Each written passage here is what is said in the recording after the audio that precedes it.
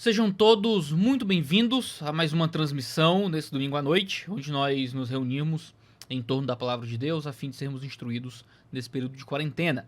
Esse é o momento em que nós transmitimos a Palavra de Deus aos irmãos da Igreja Batista Manaim. Todo você que é da igreja se sinta abraçado.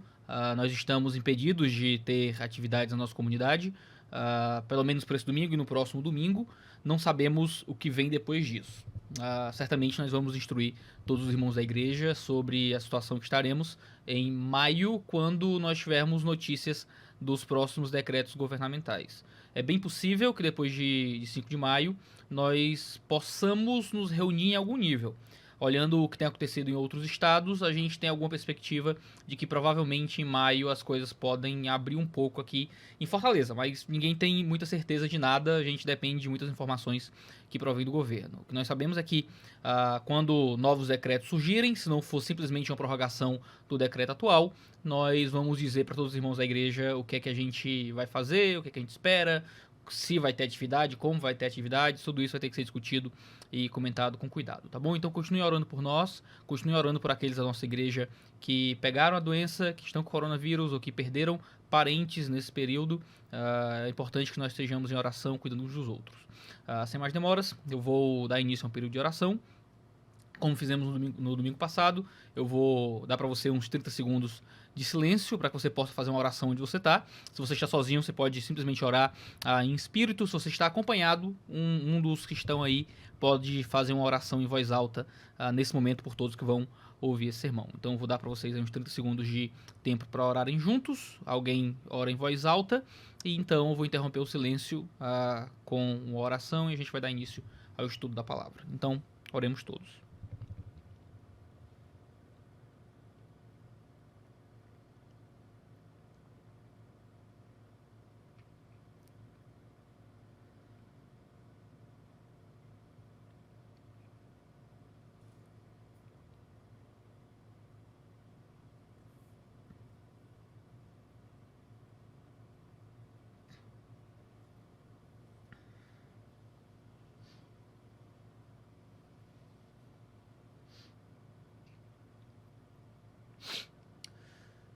Senhor, nós te louvamos e agradecemos pela maravilhosa oportunidade de usar a tecnologia para comunicar o Evangelho aos nossos irmãos. Estamos impedidos de congregar fisicamente, mas o Senhor tem nos dado meios para servirmos e ajudarmos uns aos outros através de telefonemas, de Skype, de Zoom, de WhatsApp e do YouTube, Deus, para transmitirmos a pregação da palavra. Te agradecemos por isso e pedimos que em mais um domingo o Senhor nos dê um tempo de unidade em torno da tua santa lei, que os irmãos da nossa igreja que têm ouvido os sermãos possam ouvir com atenção, ser edificados por isso, que todos nós possamos nos edificar pelas conversas que surgem depois do nosso grupo do WhatsApp da igreja, e que aqueles que não são da Manaim, mas que estão assistindo e ouvindo esse sermão, que eles também possam ser edificados. Senhor, eu peço, pelo teu amor e pela tua misericórdia, que o Senhor fale aos nossos corações essa noite. Assim eu clamo, Senhor, no santíssimo nome de Jesus. Amém. Amém, meu Deus. Amém. Nós vamos ler o texto de Hebreus capítulo 10, do verso 32 a 39. Na Igreja Batista Manaim, a pandemia interrompeu uma série em Hebreus que nós estávamos desenvolvendo já há 2 anos na igreja, já há quase 2 anos, 1 ano e meio desde o ano passado, começo do ano passado. E nós já estamos em Hebreus 10 e nós iríamos finalizar Hebreus 10 e então entrar em Hebreus 11. E é interessante que o texto de Hebreus 10 é um texto sobre sofrimento. É um texto acerca de períodos de provação. E esse sermão eu estava guardando para pregá-lo quando a gente voltasse às atividades da igreja. Mas uma vez que os decretos foram se estendendo, achei por bem trazer esse texto em Hebreus para nós. Não só para a gente matar a saudade que nós temos da série em Hebreus, mas também por causa do tema tão importante para esse período que nós estamos vivendo. Hebreus 10, 32 a 39... diz exatamente assim: Lembrem-se dos dias passados, quando, depois que foram iluminados, vocês sustentaram grande luta e sofrimentos. Em certos momentos, vocês foram transformados em espetáculo, tanto para serem insultados quanto para serem maltratados. Em outros, vocês se tornaram coparticipantes com aqueles que foram tratados assim. Porque vocês não apenas se compadeceram dos encarcerados, mas também aceitaram com alegria a expoliação dos seus bens, porque sabiam que tinham um patrimônio superior e durável. Portanto, não percam a confiança de vocês, porque ela tem grande recompensa. Vocês precisam perseverar para que, havendo feito a vontade de Deus, alcancem a promessa. Porque, ainda dentro de pouco tempo, aquele que vem virá e não irá demorar. Mas o meu justo viverá pela fé. E, se retroceder, dele a minha alma não se agradará.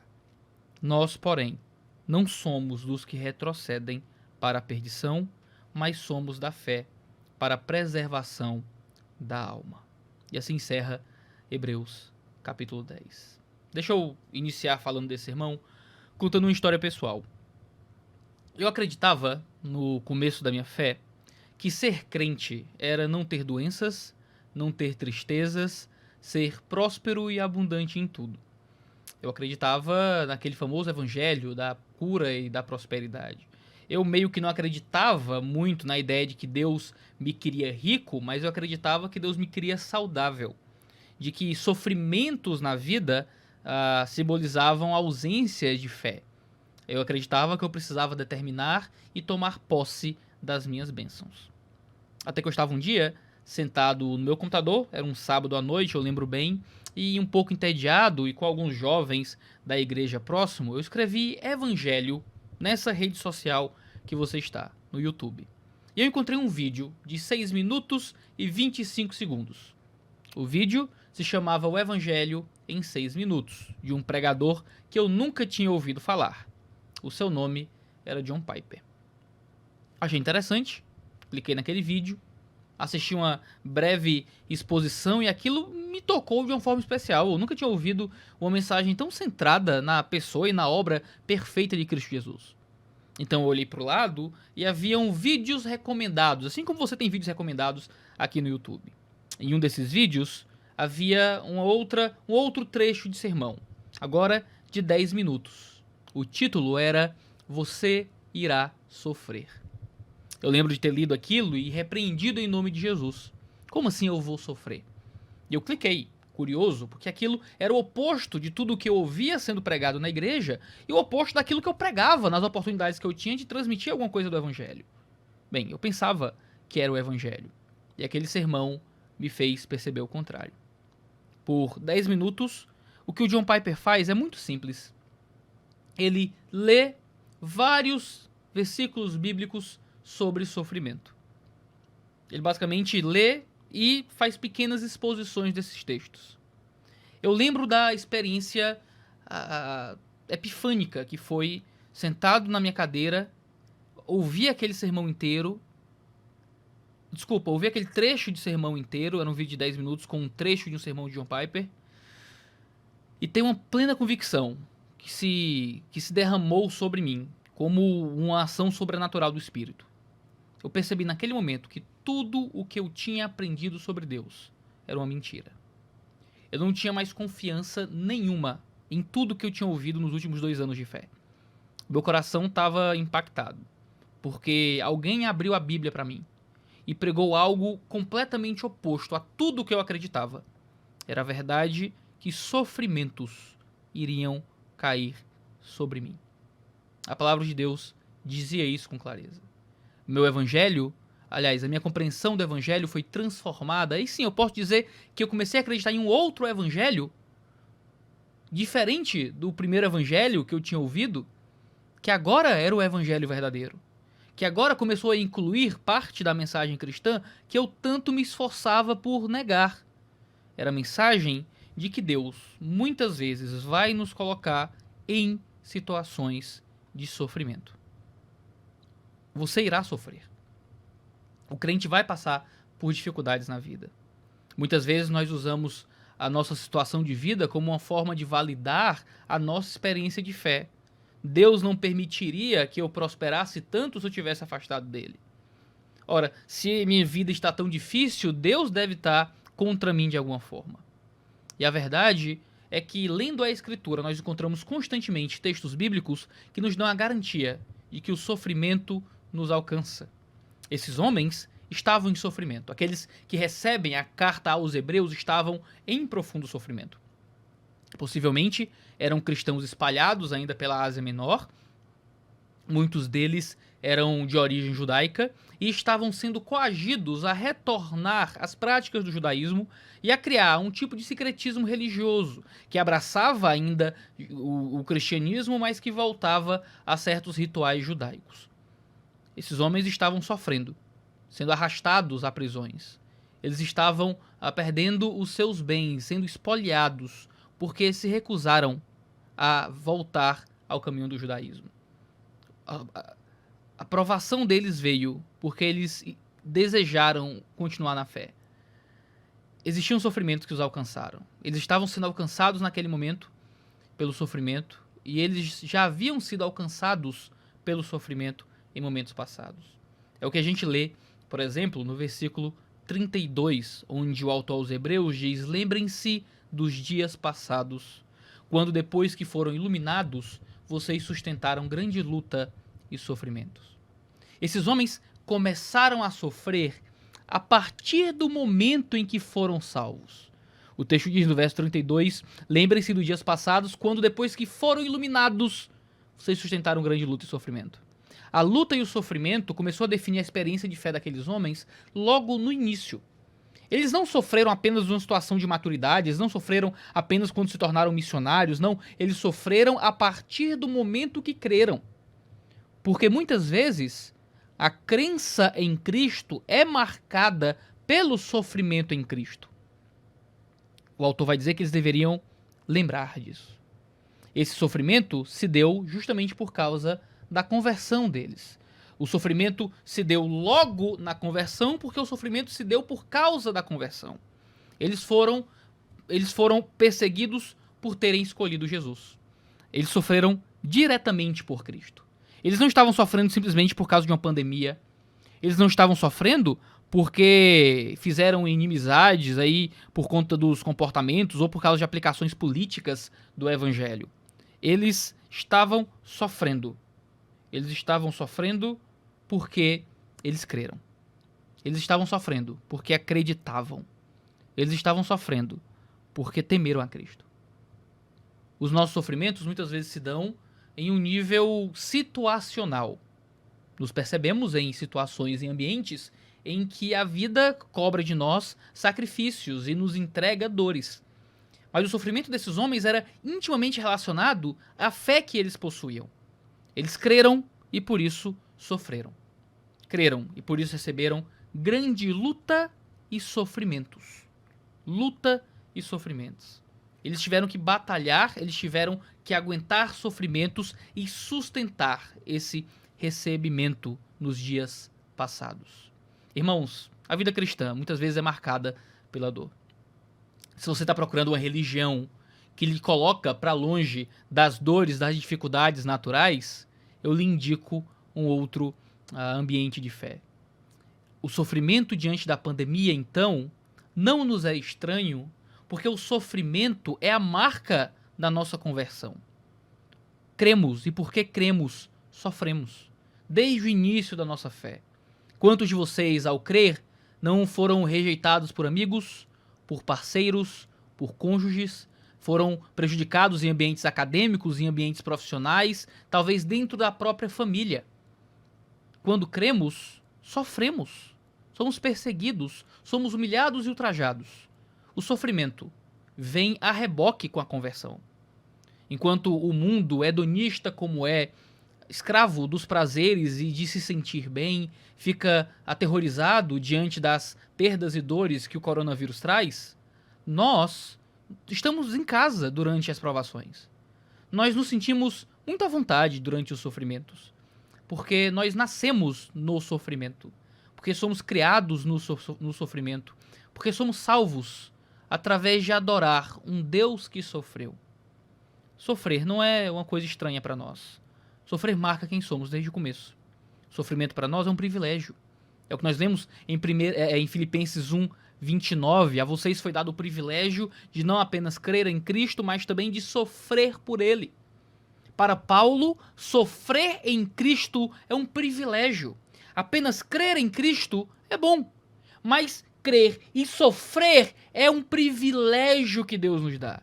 Aqueles que possuem conversões pacíficas estão longe do privilégio de se converter participando do sofrimento. É um privilégio. É um presente que Deus nos entrega, participarmos com Ele das suas dores. Quando cremos, temos algo bom. Quando sofremos ao crer, participamos de um relacionamento mais íntimo com aquele em quem cremos. Mateus 10 nos diz claramente que o sofrimento faz parte das consequências da conversão. Um irmão entregará à morte outro irmão, e o pai entregará o filho. Haverá filhos que se levantarão contra os seus pais e os matarão. Todos odiarão vocês por causa do meu nome. Aquele, porém, que ficar firme até o fim, esse será salvo. Se chamaram o dono da casa de Beelzebul, quanto mais os membros de sua casa. Irmãos, agora nós mudamos de família. Ao encontrar Jesus, muda a nossa cidadania. Agora, aqueles que antes eram da nossa casa deixam de sê-lo. Agora somos membros da casa do Filho. Ele é o dono da casa. E se nessa nova casa o dono é chamado de Beelzebul, é aqueles que são seus servos, é aqueles que moram na casa e os seus familiares, como não serão tratados? Antes, tínhamos pais, mães, filhos, amigos. Agora, pai ficará contra filho, filho contra pai. Um irmão entregará o outro irmão à morte. Filhos matarão seus pais. Seremos odiados por causa do nome de Jesus. É isso que acontece, irmãos. Temos nova cidadania também. Paulo escreve aos Filipenses dizendo que agora eles eram cidadãos do céu, cidadãos do céu. Agora eles não eram mais simplesmente cidadãos romanos. Agora eles tinham uma nova cidadania. E essa nova cidadania fazia com que eles fossem odiados e perseguidos pelos seus co-cidadãos. Agora, irmãos, nós somos estranhos a esse mundo e seremos odiados por causa do nome. O sofrimento e o ódio que nós recebemos, muitas vezes, é simplesmente por causa do nome de Jesus. Bem-aventurados somos quando falam mal de nós e nos perseguem e nos matam, e quando muitas vezes nos arrastam às sinagogas, crendo que com isso prestam culto a Deus. Os homens nos perseguem e acreditam estar louvando a Deus com isso. É aquele que persevera até o fim, meus irmãos, que é salvo. É aquele que aguenta essa situação de sofrimento, que encontra uma salvação duradoura. João 16 diz que chegará essa hora em que todo aquele que nos matar pensará que com isso está prestando culto a Deus. Isso farão, porque não conhecem o Pai, nem a mim. Vivemos em um mundo em que as pessoas acreditam que se levantar contra o cristianismo é uma coisa bondosa. Vivemos em um mundo em que psicólogos acreditam que cuidar bem de seus pacientes é livrá-los das amarras religiosas. Vivemos em um mundo em que pedagogos acreditam que ser bons professores é livrar os alunos, as crianças, das imposições de fé que os pais colocam sobre os filhos. Vivemos em um mundo em que os políticos acreditam de que cuidar bem da sociedade é excluir toda a religião da esfera pública. Vivemos em um mundo em que muçulmanos acreditam que o bem geral é arrancar as nossas cabeças e pendurar em estacas. Vivemos em um mundo em que as pessoas acreditam que estão fazendo bem ao nos perseguir. Romanos 8 diz que nós sofremos com Cristo, que seremos herdeiros com Cristo, se com Ele sofrermos, para que com Ele também sejamos glorificados. O sofrimento marca a nossa herança. Seremos glorificados com Cristo, porque sofremos com Cristo. Atos 5 diz: então chamaram os apóstolos e os açoitaram, e ordenando-lhes que não falassem no nome de Jesus, os soltaram. E eles se retiraram do sinédrio muito alegres, por terem sido considerados dignos de sofrer afrontas por esse nome. E todos os dias no templo e de casa em casa não cessavam de ensinar e de pregar que Jesus é o Cristo. Os apóstolos foram açoitados, foram ordenados a não falarem mais o nome de Jesus. E eles ficaram felizes. Encontraram uma alegria sobrenatural que o mundo não entendia. E a alegria estava no fato de que eles entenderam que Deus os considerou justos, dignos o bastante para sofrer. Geralmente nós achamos que Deus está bondoso conosco e nos abençoando quando coisas boas nos alcançam. Os apóstolos louvam porque apanharam. Louvam porque foram açoitados, porque entenderam que Deus os considerou dignos o bastante para apanhar, para sofrer, para serem humilhados, fisicamente feridos. O cristianismo, meus irmãos, encontra alegria no sofrimento, porque o cristianismo é marcado desde o seu início de conversão em nós, no seu início histórico na Galileia, por sofrimento. Porque o Deus que nos salva é um Deus que sofreu e só participamos de sua herança se participarmos do seu sofrimento. Irmãos, isso é o extremo oposto do que é pregado costumeiramente pelos teólogos da prosperidade, pela nova teologia do coaching, por aqueles que acreditam que o cristianismo existe para fazer você se sentir bem. Que a salvação existe simplesmente para lhe dar paz no travesseiro. E que a fé é só um antidepressivo barato. Na verdade, a fé te coloca no redemoinho da dor, justamente para que nesse palco de sofrimento você consiga um caminho ainda mais próximo de Deus. Somos marcados pela dor e pelo sofrimento nesse grande espetáculo que é levantado diante do mundo. Agora, esse sofrimento que aqueles cristãos estavam passando eram tanto sofrimentos passivos quanto sofrimentos ativos. É o que nós lemos no verso 33 e no verso 34. Em certos momentos, vocês foram transformados em espetáculo, tanto para serem insultados quanto para serem maltratados. Em outros, vocês se tornaram coparticipantes com aqueles que foram tratados assim, porque vocês não apenas se compadeceram dos encarcerados, mas também aceitaram com alegria a expoliação dos seus bens. Primeiro, eles foram transformados em espetáculo de insulto e maus tratos. Espetáculo, eles foram colocados para serem vistos sofrendo. Essa é a mensagem. Transformados em espetáculo. Isso é extremamente literal no período do Novo Testamento. Os cristãos, logo após a morte dos apóstolos, eram levados às arenas para serem pisoteados por feras selvagens, dilacerados por animais famintos no Coliseu, enquanto a turba gritava em empolgação. Os homens faziam da morte de cristãos um espetáculo para o próprio divertimento. Os homens riam da nossa morte e de quando sofríamos. Éramos arrastados para esse espetáculo de dor. Quantas vezes nós não sentimos que as nossas dores e sofrimentos existem diante do mundo e que nós existimos nessa vida simplesmente para gerar riso sádico naqueles que estão à nossa volta?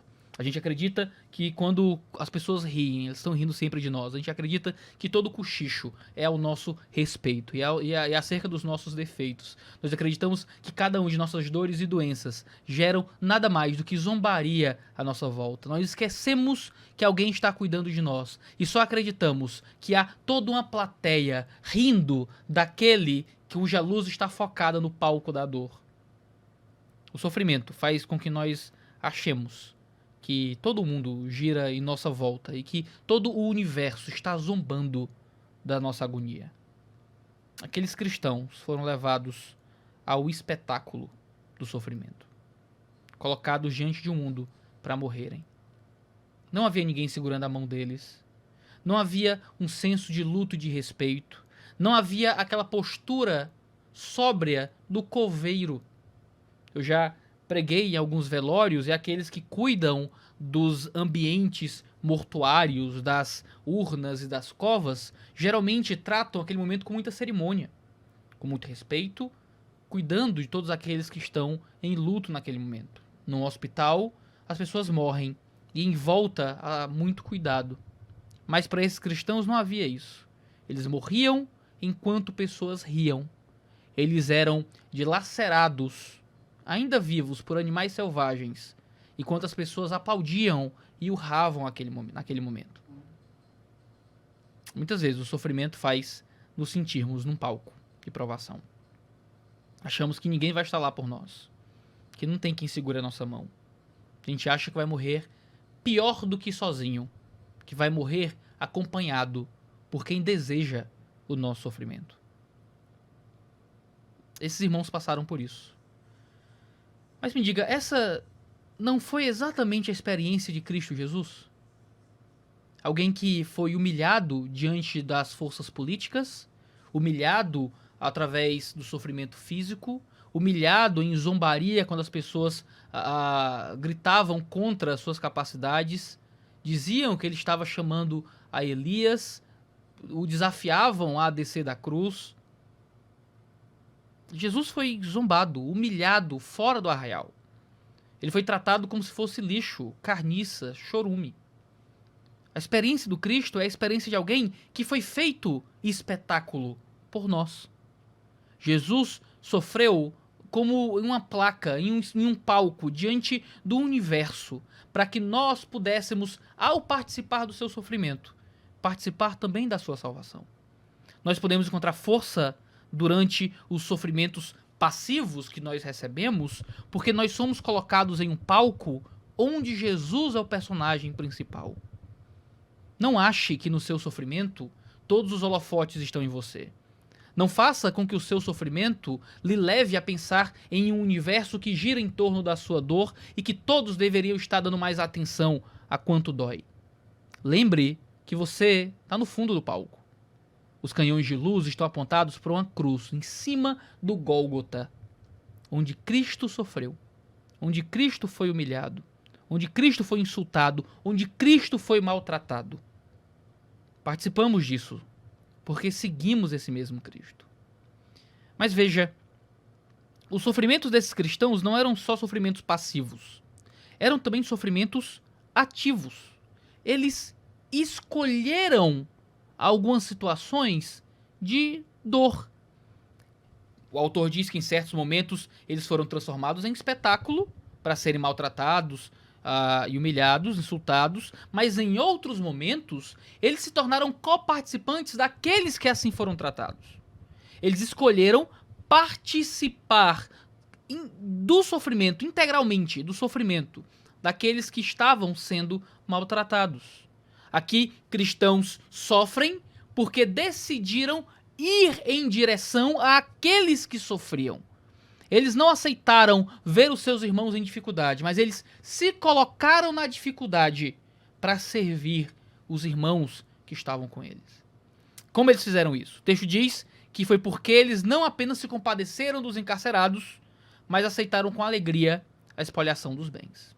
O que está sendo dito aqui é que esses cristãos sofreram, se tornando coparticipantes daqueles que estavam sendo maltratados no palco do espetáculo do sofrimento, porque tiveram compadecimento com aqueles que estavam presos. Lembre que naquele período, quando alguém era preso, ele não simplesmente ia para um sistema estatal onde ele era muito bem cuidado e tratado.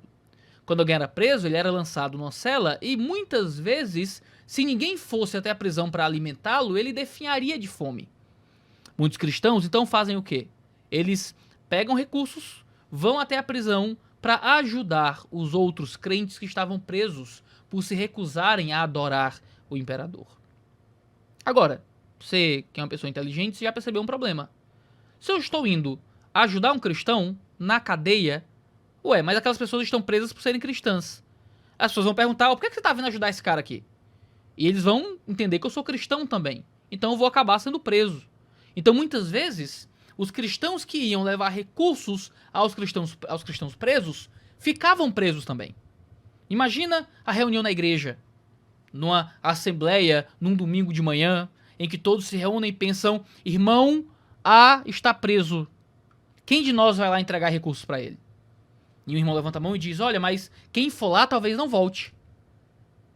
E o irmão que estava liderando a reunião diz, a gente sabe disso. Ainda assim, a gente precisa ir lá cuidar dele.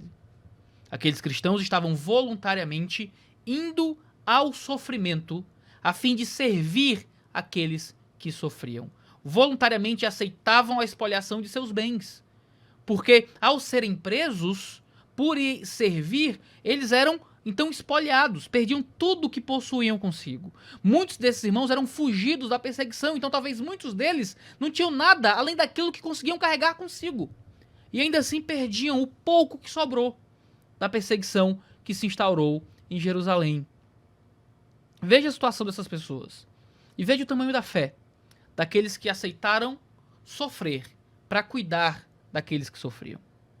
Saiu uma matéria na Veja, recentemente, acerca de padres italianos que morreram de coronavírus, já idosos, porque não pararam de receber confissões dentro das suas igrejas. Não havia cultos, mas eles ainda estavam lá para empretar bênçãos, para receber confissões e para servir dentro de suas comunidades religiosas aqueles que comungavam da mesma fé.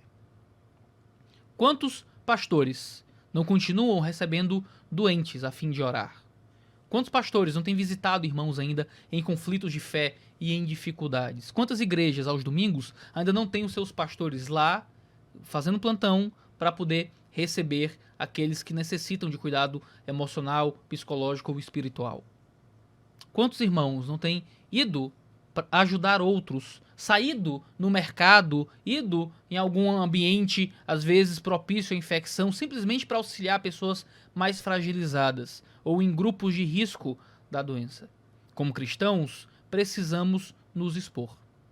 Como cristãos, precisamos passar por dificuldades. Nós não temos como preservar a nossa vida da mesma forma que aqueles que só têm essa vida para viver. Nós estamos nos cuidando, mas estamos atentos para cuidar dos outros. E se precisarmos, vamos nos expor ao que precisar, ao que for necessário, a fim de ajudar e servir os nossos irmãos em dor e em dificuldade. Ora, o que é que faz com que alguém escolha ser missionário em um país que persegue cristãos? O que é que faz com que alguém largue a sua vida e a sua boa vida financeira para ir a um seminário, para estudar outro idioma, para largar tudo, a família e os amigos e a igreja, para ir para um país pior? Enquanto muitos estão tentando sair do Brasil para ir para os Estados Unidos ou para a Europa, outros estão indo para países econômica, política e socialmente inferiores ao nosso país. Por vontade, por escolha. Porque eles escolheram ser co-participantes daqueles que sofrem. Eles escolheram sofrer em nome do Evangelho. Você já deve ter ouvido essa história. Em 2015, o Estado Islâmico sequestrou e decapitou 21 cristãos coptas. Essa história ficou muito famosa ao longo do mundo. 20 desses cristãos eram egípcios. Mas havia um dos que ali estava que não era cristão ainda. Era um homem chamado Matthew Ayariga. Deve ser assim que se pronuncia. Matthew Ayariga, ele era de outro lugar. Alguns dizem que ele era de Gana. E o testemunho dele se tornou muito famoso porque ele era o único negro dentro daquele grupo. Existiam 20 egípcios e apenas um ou negro de pele realmente escura, mais comum da região ali de Gana e de outros ambientes da África, morrendo com aqueles outros 20 cristãos. Alguns começaram então a serem decapitados, daqueles cristãos coptas, a cabeça deles era arrancada, e aqueles homens continuaram na fé. Tudo que eles precisavam era negar Jesus, tudo que eles precisavam era voltar para o islamismo, tudo que eles precisavam dizer é que Alá era o Senhor, e eles negavam. Então chegava um soldado islâmico, perguntava: você nega Cristo? O homem dizia não, e a cabeça dele era cortada. Então ele passava para o próximo: você nega Cristo? Não, e mais uma cabeça cortada. Imagina o quão forte seu coração bateria de joelhos diante disso, na fila da decapitação. Você negaria Cristo em prol de escapar do sofrimento? Matthew Ayariga não estava naquela fila ainda, mas ele olhou para os soldados e disse: o Deus deles é o meu Deus. E então ele foi levado para fazer parte da decapitação. Ele nem era cristão ainda, mas se converteu através de ver cristãos sendo martirizados. Foi através do sofrimento fiel de membros da fé que aquele homem escolheu, no momento da sua conversão, já participar do martírio de Cristo. Eu ouvi um professor de filosofia uma vez me dizer, em uma das aulas que eu fiz na minha pós-graduação, que ser religião é uma coisa boa, porque tira o estresse. E eu acho que ele não conheceu a história de Matthew Ayariga, Ele não ouviu a história dos cristãos coptas. Eu acho que ele nunca leu sobre o espetáculo que se dava diante dos romanos. A religião tira o estresse? A verdade é que a religião nos coloca em sofrimentos que nós não passaríamos se não estivéssemos dentro do caminho da fé. Em 1 Coríntios 15, Paulo diz que se não existir uma esperança para além dessa vida, nós somos os mais dignos de pena de todos os homens. Porque nessa vida o cristianismo nos coloca em situações das mais difíceis. Paulo vai dizer que foi em vão que ele lutou contra animais selvagens, contra feras. Foi em vão que ele ficou náufrago, foi em vão que ele foi pisoteado, foi em vão que ele foi chicoteado, foi em vão que ele sofreu tanto, se não houver uma esperança para além dessa vida. Porque ao olharmos para aquilo que recebemos em Cristo e para olharmos para além dessa mera existência presente, nós voluntariamente nos entregamos em um caminho de sofrimento. Porque no fim das contas, esse também foi o caminho de Cristo Jesus. Assim como Cristo foi posto num espetáculo de sofrimento, Cristo voluntariamente decidiu ser coparticipante daqueles que sofrem. Jesus não foi obrigado, não houve nenhuma lei cósmica ou uma força impessoal que o obrigou a se tornar carne e morrer em nosso lugar, mas ele voluntariamente decidiu se entregar por amor e por graça, a fim de maximizar a sua glória por toda a eternidade, nos levar para perto de si, morrer por nós, manifestar em sofrimento a sua graça. Nós seguimos o caminho de Jesus, seguimos o caminho de Cristo, que fez isso pela alegria que lhe era proposta. Jesus assim agiu porque ele colocou a sua felicidade naquilo que o sofrimento traria, onde ele seria o primogênito entre muitos irmãos. O caminho de Jesus foi um caminho de sofrimento com alegria. E esse deve ser o nosso caminho. O verso 34 diz: porque vocês não apenas compadeceram dos encarcerados, mas também aceitaram com alegria a expoliação de seus bens. Tiago 1 ordena que a gente considere motivo de toda alegria passarmos por várias provações. Esses cristãos consideraram motivo de alegria o espólio dos bens, assim como os apóstolos que foram considerados dignos de sofrerem pelo nome de Cristo e então saíram exultantes depois das chicotadas.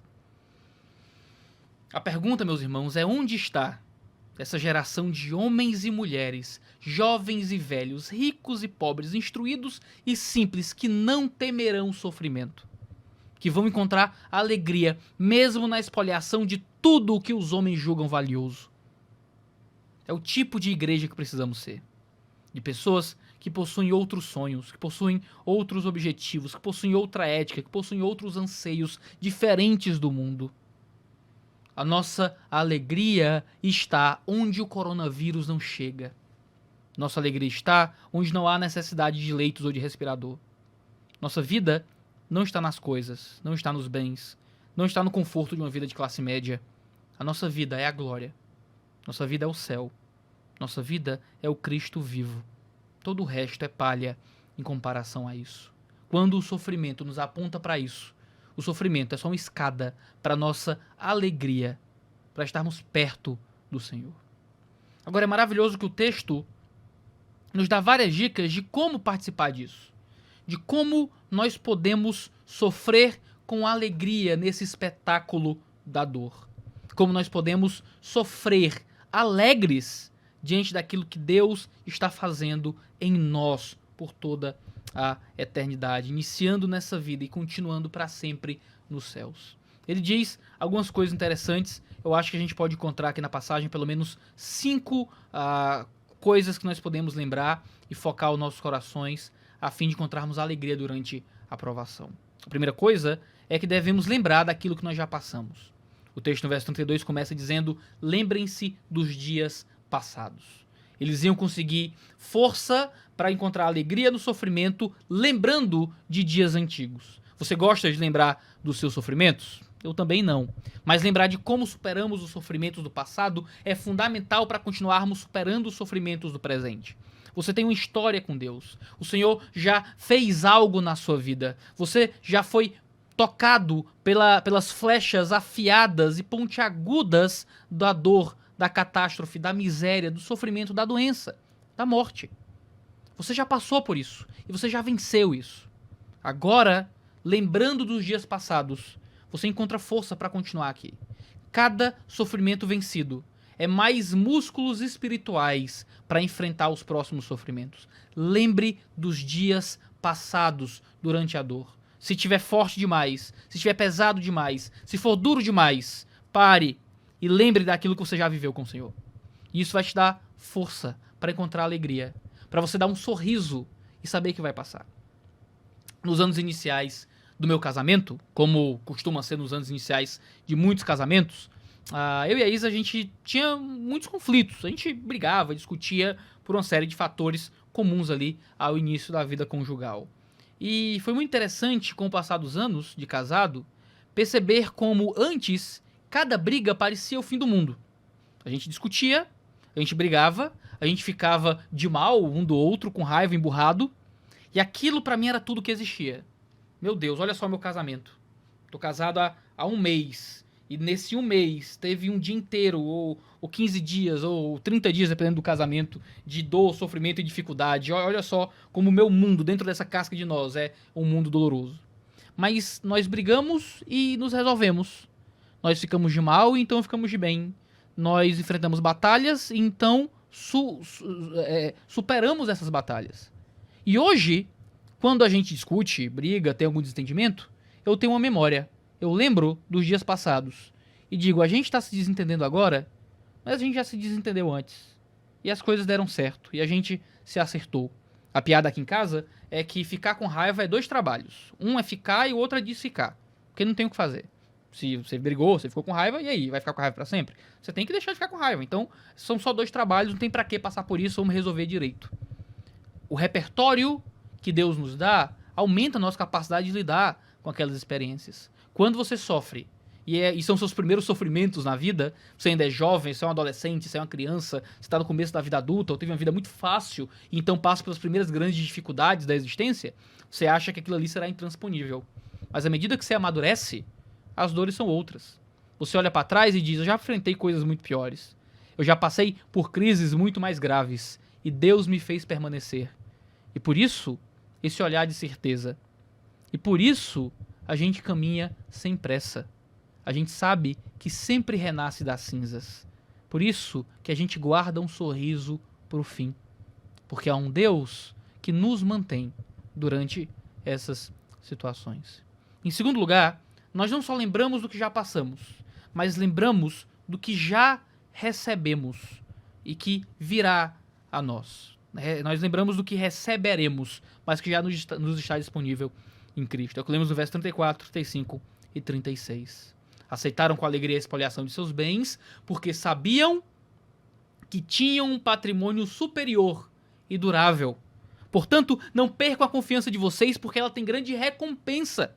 Vocês precisam perseverar para que, havendo feito a vontade de Deus, alcancem a promessa.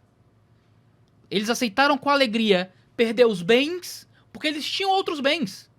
Ora, se cai na rua R$50 e você perde, mas você sabe que tem 1 milhão guardado na conta, você não chora aqueles R$50. Você chora aqueles R$50 quando é todo o dinheiro que você tem.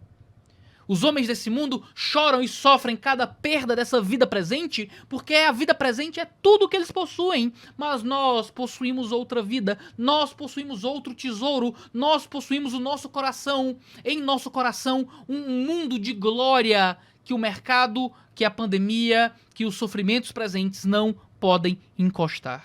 Eles tinham um patrimônio superior e durável. Um patrimônio que ninguém podia espoliar. Irmãos, nós temos uma saúde que vírus nenhum pode corromper. Nós temos uma vida que caos de saúde pública nenhum pode matar. Nós temos bens. Nós temos um tesouro que nenhuma recessão econômica poderá destruir. Você aceitaria com alegria perder as suas coisas? Você aceitaria com alegria a espoliação dos seus bens? Se não, talvez o seu coração ainda esteja posto aqui. Talvez o seu tesouro ainda não seja aquilo que é espiritual. O seu tesouro é aquilo que você pode acumular nessa vida de palha, que um ser microscópico leva, que cenários da economia destroem. Irmãos, Mateus 6 vai dizer que não devemos acumular tesouro sobre a terra, porque nessa terra tem traça, nessa terra tem ferrugem, nessa terra tem ladrão, nessa terra as coisas são rápidas, nessa terra as coisas são curtas, nessa terra as coisas são frágeis.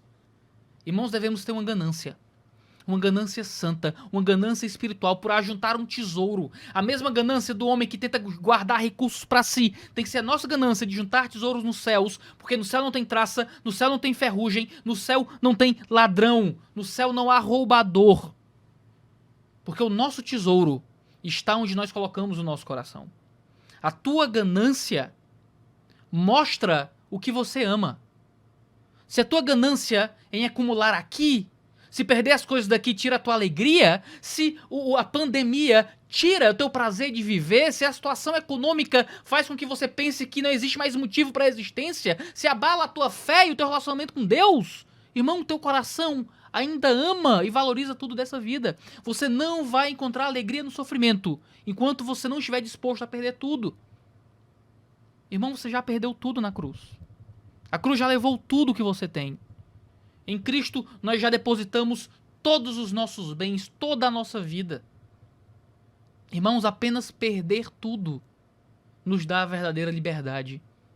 Apenas depositar o nosso coração naquilo que receberemos nos dará alegria quando perdemos as coisas daqui. Quando você não se importa tanto com o carro, quando você não se importa tanto com o dinheiro, quando você não se importa tanto com as ações. Escute, quando você não se importa tanto com a saúde, você a preserva, mas ela não é o seu grande fundamento, o seu tesouro. Se ela foi embora algo temporário, frágil, feito para ir embora mesmo, que é nada mais que o prenúncio de uma coisa muito maravilhosa que virá em breve. Olhar para frente faz com que a gente esqueça de olhar para agora. Olhar para frente faz com que os sofrimentos de hoje pareçam muito menores. É ajustar a visão, é ajustar o foco da nossa vida. Paulo vai dizer em 2 Coríntios 4 que é por isso que ele não desanima. O exterior de Paulo se desgastava, mas o seu interior se renovava dia a dia. Porque a nossa leve e momentânea tribulação, diz ele, produz para nós um peso eterno de glória, acima de toda comparação, na medida em que não olhamos para as coisas que se veem, mas para as que não se veem. Porque as coisas que se veem são temporais, mas as que não se veem são eternas. Irmãos, a gente não olha para aquilo que a gente consegue ver. A gente olha para o invisível. A gente olha para ver coisas que os olhos não conseguem observar, porque o essencial é invisível aos olhos. Porque o que é valioso nem sempre é sólido. Porque o que é valioso nem sempre é presente. Porque se nós colocarmos a nossa alegria e fitarmos os nossos olhos, olharmos, pensarmos, valorizarmos apenas aquilo que é exterior, o nosso interior nunca será renovado. Mas Deus faz, muitas vezes, com que o nosso exterior se desgaste, para que o nosso interior se renove todos os dias. Muitas vezes o que Deus quer é nos renovar internamente através de nos desgastar externamente. Deus nos dá doença e pobreza e isolamento, muitas vezes, para que o nosso interior esteja mais alegre, mais maduro, mais firme naquilo que importa. Às vezes sofremos porque Deus está cuidando de nós. Às vezes sofremos porque Deus está tirando de nós os nossos ídolos. Às vezes sofremos porque Ele está quebrando os altares de adoração que nós mesmos erigimos no nosso coração. Talvez a pandemia, a recessão, seja Deus fazendo com que nós o amemos acima de qualquer coisa. Paulo não desanimava. Paulo era renovado internamente, porque ele sabia que a provação de hoje é leve e momentânea. Que a dor de agora é rápida, é curta. Você acha que um mês dentro de casa é muita coisa? Uma vida de provação é leve e momentâneo. Porque existe um peso de glória. E veja, ele diz que essa leve e momentânea tribulação é consolada pela existência de um peso de glória? Não.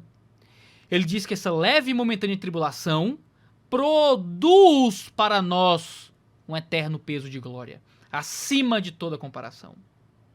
Paulo não desanimava durante o sofrimento, ou seja, ele conseguia sofrer renovado internamente, porque ele sabia que o sofrimento produzia alguma coisa.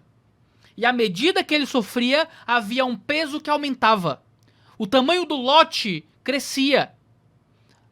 O saldo se avoluma.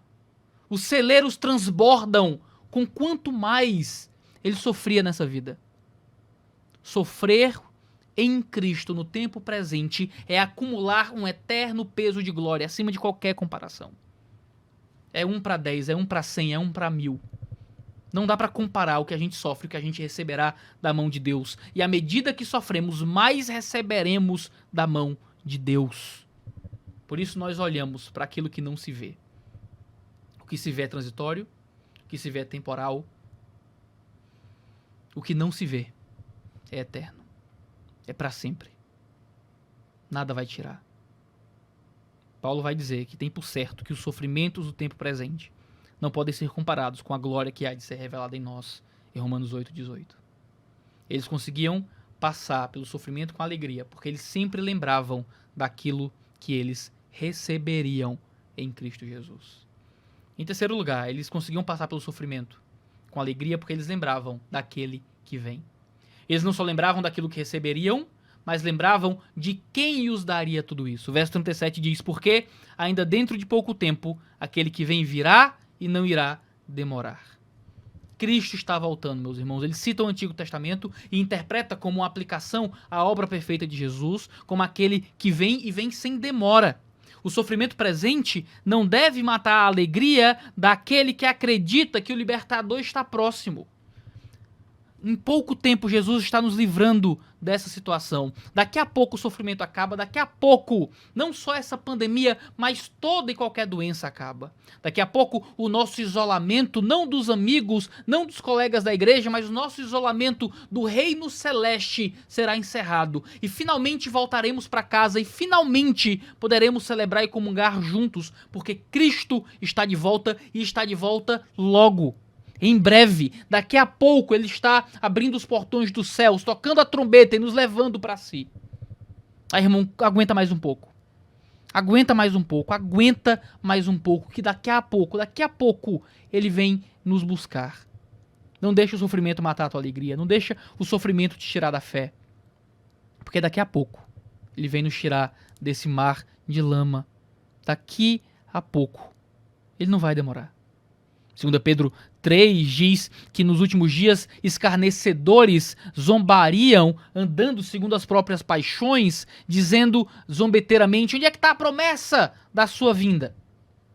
E o texto diz que ele não está demorando, mas ele está vindo no seu tempo e está sendo paciente para poder que mais eleitos se manifestem, que todos os salvos possam então surgir em salvação.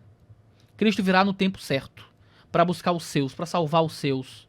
Se ele já tivesse vindo há 100 anos, há 200 anos, nenhum de nós teria passado pela oportunidade da salvação. Porque ele esperou um pouco mais. Ele então nos deu a chance de encontrarmos a sua glória eternamente. E ele está esperando um pouco mais para dar a outros essa salvação eterna. Mas em breve seremos levados para o seu reino. E em breve seremos tirados desse sofrimento. Se demorar mais um pouco, meus irmãos, se ele for ainda mais paciente, demorar mais 20 anos, mais 50 anos, mais 80 anos, mais 100 anos, em breve ele vem nos buscar. Talvez não no arrebatamento, mas talvez em nos levar, nos tomar para si, em glória, através de expirarmos nesse corpo e em termos nosso espírito subindo até os céus. Mas de qualquer forma, descansaremos. Em breve, dormiremos. Em breve, toda a dor presente vai acabar.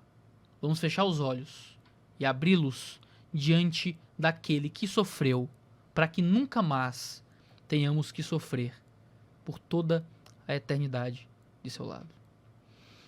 Em quarto lugar, aqueles homens conseguiam permanecer felizes durante o sofrimento, conseguiram permanecer não só felizes, mas perseverantes, porque eles lembravam da fé que eles receberam.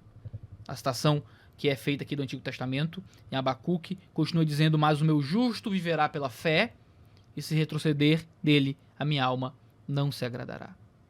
O justo vive pela fé. E é pela fé que nós aguentamos o sofrimento. Se retrocedermos, somos abandonados. Se retrocedermos, Deus não se agradará de nós. Se nós voltarmos atrás, aí sim nós encontraremos o abandono de Deus. Não é o sofrimento que faz com que Deus esteja contra nós, mas é a falta de fé na obra perfeita de seu Filho. Perdemos a justiça de Cristo se perdemos a fé na obra de Cristo. O justo, por outro lado, vive e vive crendo, vive pela fé, porque a fé nos mantém. Nós somos salvos pela fé e nós continuamos salvos pela fé. Nós acreditamos que somos salvos pela fé, mas então permanecemos na fé através do nosso próprio esforço, mas não, somos salvos pela fé, mas nós permanecemos também pela fé, porque o justo vive pela fé. Ele continua na fé, ele se mantém nessa fé, nesse evangelho. Precisamos todos os dias alimentar a nossa fé, lembrar da fé que temos em Cristo Jesus, para nunca retrocedermos. Pedro vai dizer em 1 Pedro 3:7, bendito seja o Deus e Pai de nosso Senhor Jesus Cristo, que segundo a sua grande misericórdia nos regenerou para uma viva esperança, mediante a ressurreição de Jesus Cristo dentre os mortos, para uma herança que não pode ser destruída, que não fica manchada, que não murcha e que está reservada nos céus para vocês, que são guardados pelo poder de Deus, mediante a fé, para a salvação preparada, para ser revelada no último tempo.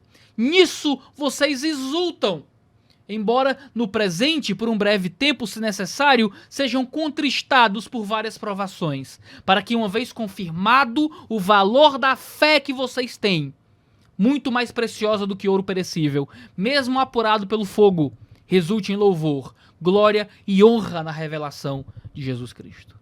A impressão que a gente tem é que o autor aos Hebreus, aqui no verso 38, está resumindo 1 Pedro 3:7, onde a ideia é que nós permanecemos nessa fé, mediante a fé nós somos guardados pelo poder de Deus. Há uma salvação que é preparada no último tempo a nós. Nós exultamos, encontramos alegria ainda que passemos por tantas provações agora. As provações de agora só confirmam o valor da fé que nós temos, e a nossa fé é depurada como ouro, e com isso Deus recebe cada vez mais glória, ele se agrada cada vez mais de nós. Isso para a glória de Cristo Jesus, pela sua misericórdia que nos regenera através de sua ressurreição, para que tenhamos esperança, tenhamos uma herança, que sejamos guardados em Cristo Jesus. Lembrar do poder dessa fé e o que essa fé fez em nós nos dá força para que a gente não retroceda, para que a gente continue durante esse tempo de sofrimento. O justo vive pela fé. Se o justo retrocede, a alma dele perde o agrado de Deus. Mas em quinto lugar, talvez essa seja uma das promessas mais maravilhosas que nós encontramos na carta aos Hebreus. Aqueles irmãos permaneciam alegres, porque eles lembravam de quem eles eram. Eles não perderam a própria identidade. O verso 39 diz, nós, porém, não somos dos que retrocedem para a perdição, mas somos da fé, para a preservação da alma. Isso é uma coisa maravilhosa, meus irmãos, porque o texto de Abacuque diz, se ele retroceder, a minha alma não se agradará. Nós, porém, não somos dos que retrocedem. Irmão, você não é dos que retrocedem, você não é dos que volta atrás, você não é dos que saem, nós não somos dos que retrocedem para a perdição, somos da fé para a preservação da alma. Aquele que é da fé não é do que retrocede, aquele que é justo vive pela fé e não retorna. Nós encontraremos alegria no sofrimento se lembrarmos que somos dos da fé, que não somos dos que retrocedem, que somos dos que são perseverantes. A doutrina da perseverança dos santos dá uma injeção de ânimo contra as tentações do pecado. A gente muitas vezes não entende porque é que Deus nos ordena perseverar se nós somos perseverantes. Mas Deus usa meios para nos manter na fé. Os seus meios incluem nos lembrar que Ele vai nos manter na fé. O modo como Deus nos mantém na fé inclui Ele todos os dias lembrar quem nós somos nele. E permanecemos na fé lembrando que nós fomos transformados por Ele.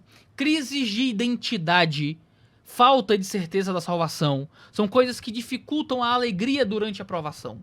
Amadurecer a nossa fé e lembrarmos que uma vez que cremos em Cristo Jesus, estamos seguros eternamente nele, nos dá força para encontrarmos cada vez mais alegria durante o período de sofrimento. Os calvinistas, nesse sentido, têm uma força a mais durante a dor.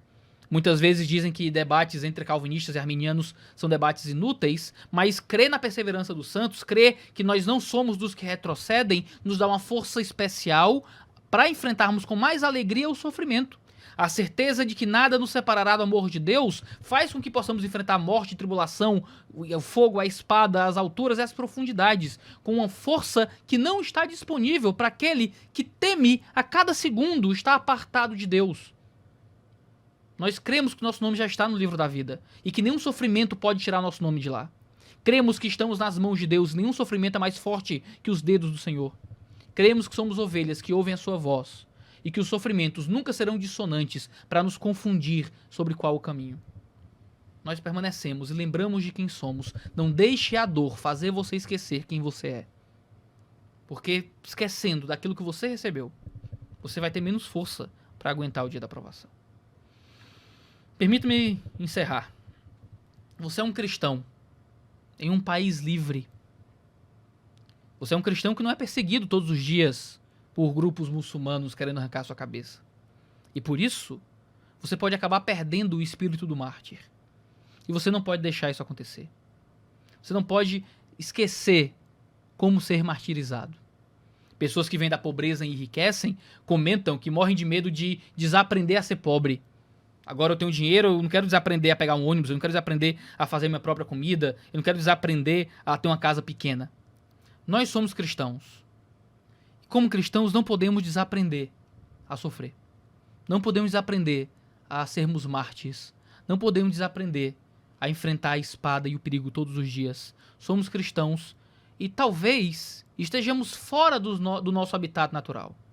Talvez o nosso habitat natural seja o fio da espada, seja o palco do sofrimento, seja o Coliseu Romano.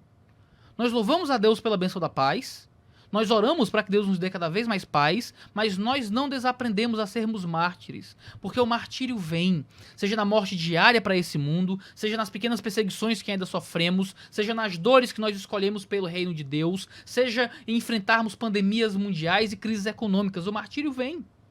E não podemos esquecer como sofrer em nome de Jesus. Querido, é assim que você atrai pessoas a Cristo. Não é simplesmente alegre no melhor, alegre por cima, alegre no mais novo, alegre no mais caro, alegre no que todos desejam. Você atrai pessoas a Cristo, alegre na batalha. Você atrai pessoas a Cristo, alegre na fila da decapitação. Você atrai pessoas a Cristo, alegre na pandemia, alegre infectado, alegre de luto, alegre sem respirador, alegre falindo, alegre morrendo. Nós atraímos pessoas a Cristo quando nas dificuldades nós manifestamos uma alegria que conta para as pessoas que nós não somos desse mundo. E é aí, meus irmãos, que o mundo vai olhar e vai poder dizer: o Deus deles é o meu Deus. Vamos orar. Senhor, nós te louvamos e agradecemos pelos testemunhos de sofrimento da história que tanto nos edificaram, que tanto nos ensinam, e que o Senhor possa nos ajudar, Senhor, a termos uma vida que represente a tua boa vontade para essa geração, através da entrega e do sacrifício que marca o cristianismo. Que o Senhor possa abençoar cada um dos que me ouvem, traz edificação, consolo e salvação. Assim eu oro, no santíssimo nome de Jesus. Amém. Que Deus abençoe todos vocês e até no próximo domingo, onde nós teremos mais um momento de ensino e de instrução para esse período de pandemia. Deus abençoe todos vocês e até a próxima.